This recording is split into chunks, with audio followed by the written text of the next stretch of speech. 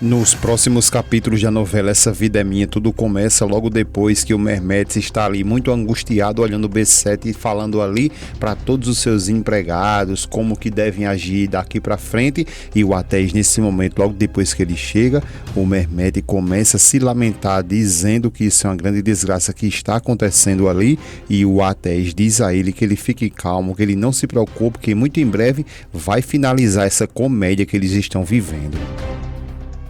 Mehmet continua ali bem pensativo e o Ateis diz que a partir desse minuto em diante,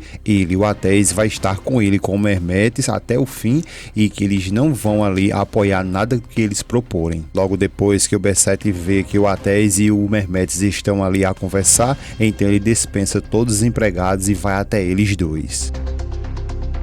O Cemal, acreditando mesmo que ele é um caba forte ali, que é um caba que todo mundo tem medo dele, ele fica até fazendo umas caretas, olhando lá para o Ateis, e o Ateis já vai logo questionando ele, perguntando a ele se ele agora se associou a esse pilantra aí logo depois do Kenan. O Cemal, ele fica calado e o Ateis continua perguntando por que ele foi inventado de fazer isso, porque ele se casou com uma das filhas ali dos Atarrães e que eles tinham uma vida, eles eram muito responsáveis. O Cemal continua olhando para ele e o Ateis pergunta a ele o que foi que ele fez. Ele foi lá e traiu todos eles ali a cada oportunidade que ele teve, não é?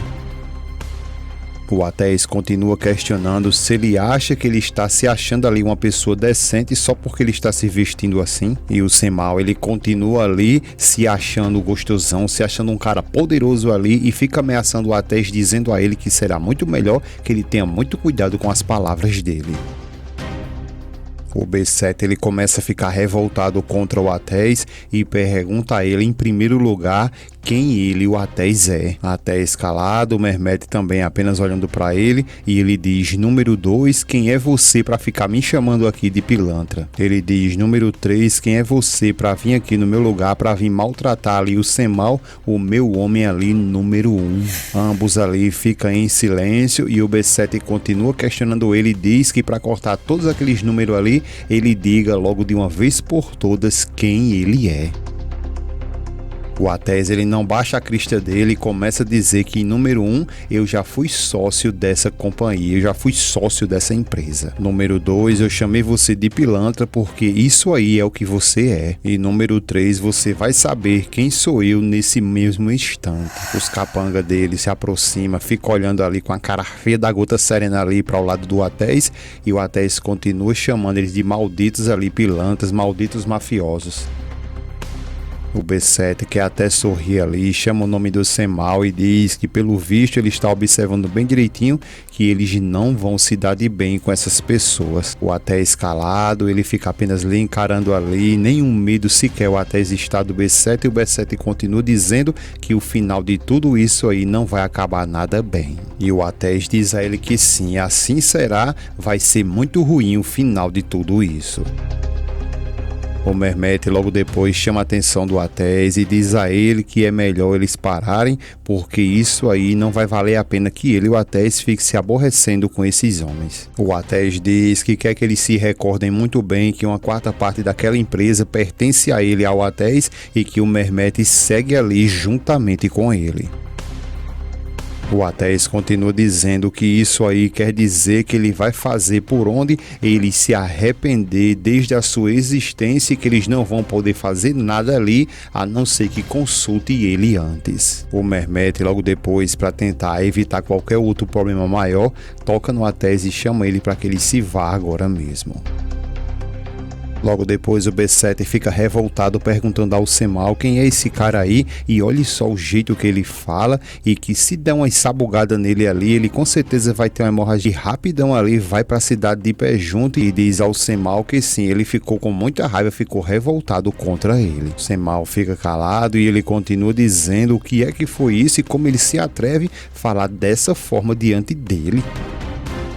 Logo depois ele chama o Cemal para que eles vá lá fora para que eles possam se refrescar um pouco. O Cemal fica bem pensativo ali com as palavras que o Ateis disse e ele continua chamando o Cemal para que eles vá agora mesmo. Nesse momento, quando eles vão saindo, vão bater de frente com o Arda e também com a Efsun, e eles ambos ali ficam felizes e eles dão boas-vindas ao Arda e também a Efsun. O Cemal faz a mesma coisa. A Efson agradece a eles ali pela recepção e depois ela diz ao B7 que eu quero lhe apresentar aqui o meu esposo, o Arda, e ele vai lá e cumprimenta o Arda. A Efson então vai logo na titela dele perguntando a ele se ele se lembra, se ele se recorda ali quando ele falou que eles poderiam vir atrás dele ali para falar com ele quando precisasse de sua ajuda, e diz que esse momento aí é que ela está ali com o Arda juntamente com ele porque eles estão precisando desesperadamente de sua ajuda. Ele fica calado, apenas escutando eles falar, e ela continua dizendo que tanto ela quanto seu amado esposo ali precisa muito da ajuda dele desesperadamente. Por favor, pede que ele lhe ajude. Ele fica meio confuso e pergunta a ela qual é o problema. Então ela vai logo direto e diz a ele que eles precisam fugir, eles precisam passar pela fronteira e ir embora imediatamente com sua filha para que o Atés e nem a Barra tirem a filha deles dois. Eles ficam bem pensativos ali. E a Efson continua dizendo que ela quer ir sim, mas tampouco ela quer deixar a sua tia, que queria muito que ela fosse com eles. Ele continua muito pensativo e escutando aquela matraca falando ali que não se cala de jeito nenhum, perguntando a ele se por acaso poderia ajudar, porque ela quer ir sim com seu esposo Arda e sua filha, mas que queria muito levar a sua tia Sultan, mas não sabe como fazer isso. Por isso que a pergunta que ela quer fazer é se por acaso ele pode ajudar eles. Ele imediatamente pede a ela que, por favor, que ela se tranquilize, que ela sossegue, que ela tenha calma, e chama eles para que eles possam ir lá no escritório dele, que eles possam lá tomar um chá. Ela concorda com ele e ele diz que aí eles vão conversar e vão tentar tomar todas as providências, mas que ela vai ter que contar tudo a ele ali com mais calma, e logo depois aí sim eles vão fazer o que tem que ser feito. Ela fica calada ali, olhando apenas para ele, e ele continua dizendo a ela que ela se tranquilize e não precisa se preocupar com nada, por favor. Ela diz a ele que sim, mas que eles têm que fazer isso aí o mais rápido possível, porque senão o Atés e a Barra, eles vão conseguir tirar a filha deles dois. Já lá com a Barra, nesse exato momento, quando ela chega no bairro, juntamente com a Efigênia já começa a chamar ela para que elas vá embora, porque não tem ninguém em casa. Só que nesse momento a Susurral vem saindo lá da casa da Barra, e ela, a Barra, já questiona, perguntando o que é que essa mulher está fazendo ali na minha casa. A Barra, ao se aproximar dela, já vai questionando a Susurral o que é que ela está fazendo ali na casa dela. A Susurral questiona ela o que é que ela poderia estar fazendo lá, e que além de tudo isso essa casa vai ser dela, e que por esse motivo ela estava dando apenas uma olhada com o papai dela. Só que a Barra, ela não quer acreditar em nada que ela está dizendo e pergunta a ela qual será esse maldito plano que ela está tentando fazer agora, e diz a ela para que ela diga a ela agora mesmo. De volta lá com o B7 nesse exato momento, depois que ele escuta tudo o que o Arda e a Efson tinham para lhe contar, ele faz uma ligação e diz que a senhora Efson é uma pessoa ali muito importante para ele, que essa pessoa ali, ela tem que fazer de tudo para que se saia bem, porque no dia seguinte ela vai ter que ir o mais rápido possível passar pela fronteira. A pessoa que está do outro lado do telefone ali parece que não quer concordar com o B7, e ele fica revoltado, dizendo que não tem o porquê essa pessoa ficar estressada, e que faça da forma que ele está dizendo, e que não deixe ele ali ficar invocado com ele, porque ela, a Efson e também o Arda precisa ir urgente no dia seguinte, e que faça isso agora mesmo, e simplesmente desliga o telefone. Ele, ao se aproximar da Efson, a Efson pergunta o que foi que aconteceu e se ele conseguiu resolver isso para eles. Ele fica um pouco meio confuso ali, meio frio, como se ele tivesse meio com medo de dar tudo errado, mas ele acaba dizendo a ela que ela não precisa se preocupar, que ela fique tranquila, que no dia seguinte ela vai ter que ir imediatamente, e logo depois ela fica toda feliz, pega na mão dele e diz a ele que quer agradecer a ele por ele fazer isso por eles e também por sua filha.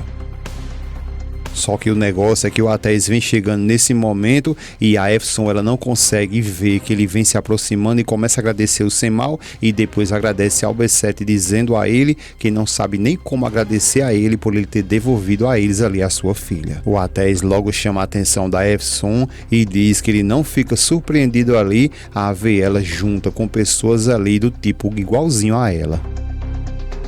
Eles ficam todos em silêncio e ele continua questionando a Efsun e agora o que é que ela está tramando, o que demônios ela está tentando planejar. O Gabiru do Ardan ali, ele fica querendo dar uma de braba agora, porque ele sempre ali fica se escondendo por trás de Efsun, porque sabe que se ele for pra cima do Atés, o cacete vai comer ali, ele vai pro pau. Então ele fica fazendo isso porque sabe que a Efsun vai entrar no meio e ele vai dizendo logo ao Atés que já basta, que isso é suficiente. O Ardan continua dizendo que ele se afaste e fique longe da sua esposa e de sua filha, e o Atés responde a ele perguntando na realidade como que ele se atreve a chamar ela de sua filha e chama ele de maldito e manda ele responder agora mesmo.